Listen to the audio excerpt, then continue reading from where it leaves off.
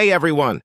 Ngayon, tatalakayin natin ang karera ni Senator Ramon Bong Revilla Jr., isang tao na parehong sinasalungat at sinasamba sa politika ng Pilipinas.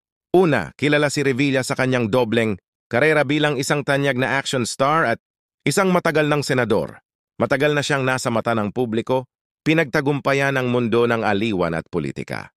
Sa kabila ng mga kontrobersya, gumawa siya ng mahahalagang kontribusyon sa Senado.